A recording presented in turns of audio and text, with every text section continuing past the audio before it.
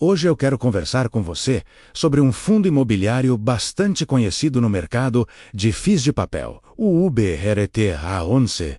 Vou comentar alguns pontos importantes do relatório gerencial mais recente e também trazer algumas observações que podem ajudar a entender melhor o momento do fundo. Primeiro, vale lembrar o que é o VRTA11.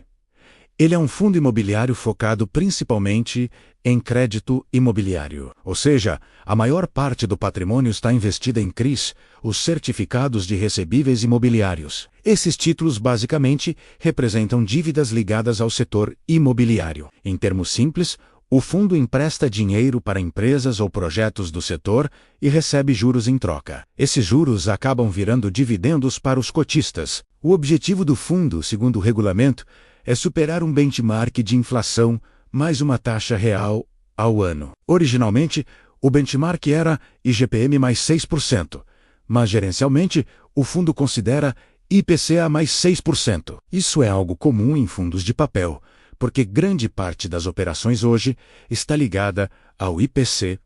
O patrimônio do fundo está acima de R$ 1 bilhão.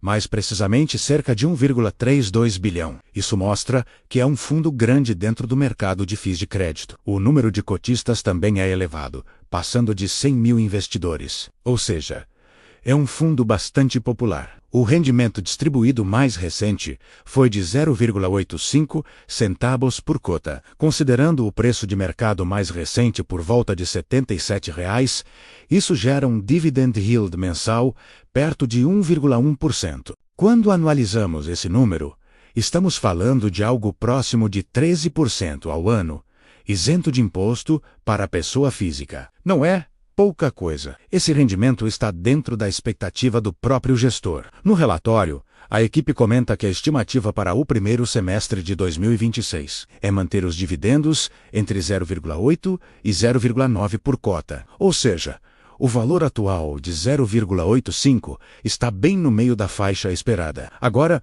um ponto interessante aparece quando olhamos o resultado do mês.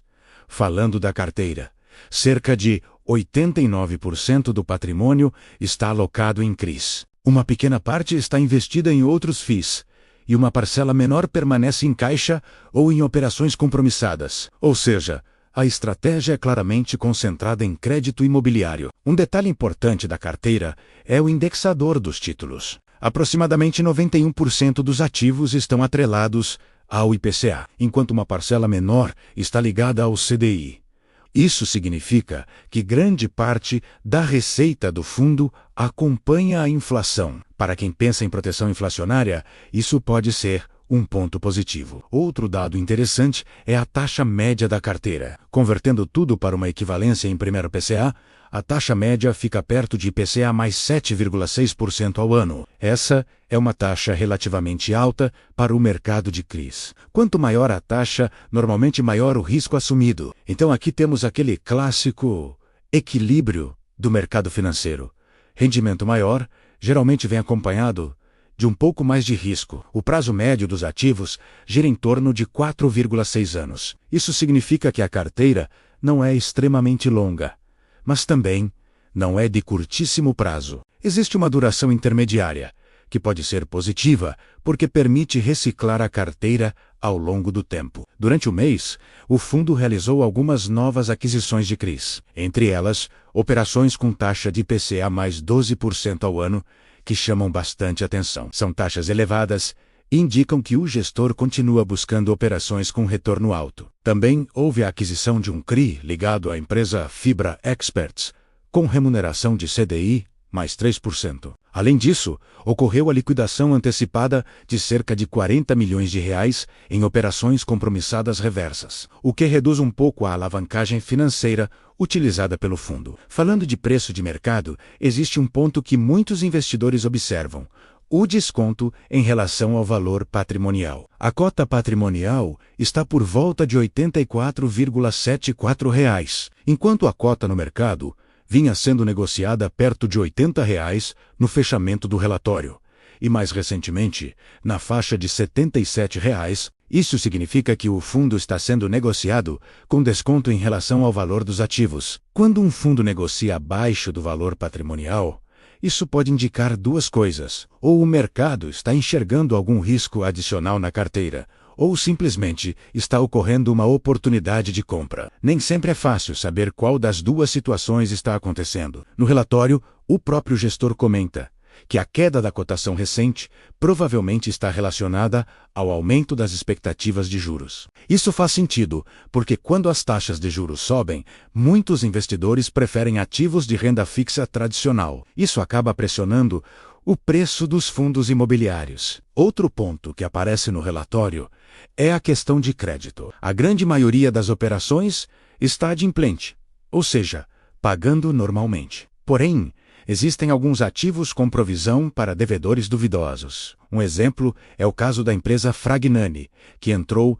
em recuperação judicial. Esse ativo possui garantias e representa uma pequena parcela da carteira, mas mostra que risco de crédito existe. No total, a parte da carteira classificada em níveis de rating mais baixos representa uma fatia relativamente pequena do patrimônio. A maior parte dos ativos está entre ratings e A. Isso indica que, apesar de algumas exceções, o portfólio ainda mantém um perfil de risco moderado. Também é interessante olhar a diversificação da carteira. Existem mais de 50 operações diferentes, espalhadas por vários setores da economia. Entre eles aparecem logística, construção civil, varejo, energia, saúde, tecnologia e até rodovias. Essa diversificação ajuda a reduzir o impacto, caso algum setor específico enfrente dificuldades. Alguns nomes conhecidos aparecem entre os devedores ou locatários indiretos das operações. Empresas como Açaí, BRF, MRV, Grupo Mateus e outras companhias relevantes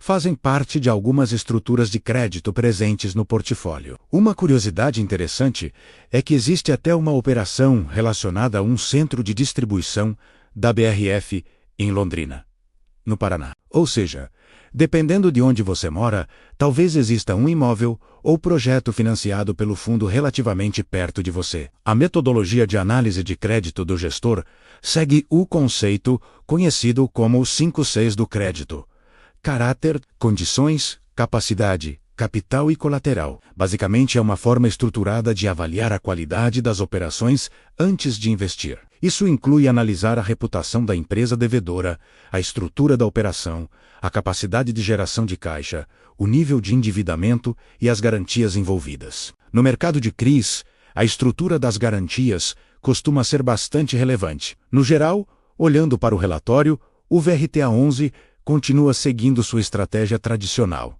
investir em crédito imobiliário com taxas relativamente altas, buscando manter dividendos atrativos para os cotistas. Mas claro, como todo investimento, existem riscos. Fundos de CRI podem enfrentar eventos de crédito, atrasos em pagamentos ou renegociações de dívida. Por isso é sempre importante acompanhar os relatórios gerenciais e entender a qualidade da carteira. Por outro lado, para investidores que buscam renda mensal e exposição ao crédito imobiliário, fundos como o VRTA11 acabam sendo bastante observados, justamente por oferecerem dividendos consistentes ao longo do tempo. E vamos ser sinceros, quando aparece um rendimento mensal acima de 1% isento de imposto, é claro que muita gente começa a prestar atenção. Afinal, no mercado financeiro, poucas coisas chamam tanto interesse quanto renda passiva pingando na conta todo mês. Mas como sempre vale lembrar, dividendos altos não devem ser analisados isoladamente. É importante entender de onde vem esse rendimento e qual o risco associado. No caso do VRTA11, o rendimento elevado está ligado justamente à estratégia de investir em operações com taxas maiores. Isso pode ser positivo em termos de retorno, mas exige uma análise constante da qualidade dos créditos. No final das contas, cada investidor precisa avaliar se esse perfil de risco faz sentido dentro da própria carteira. Alguns preferem fundos de papel mais conservadores, outros aceitam um pouco mais de risco em troca de rendimentos maiores. O importante é entender o que se está comprando e acompanhar a evolução da carteira ao longo do tempo. E claro, sempre lembrar que no mercado financeiro não existe almoço grátis. Mas se vier acompanhado de um dividendo mensal, pelo menos já ajuda a pagar o café. Se você acompanha fundos imobiliários, o VRTA11 certamente é um daqueles que vale a pena manter no radar e continuar analisando relatório após relatório.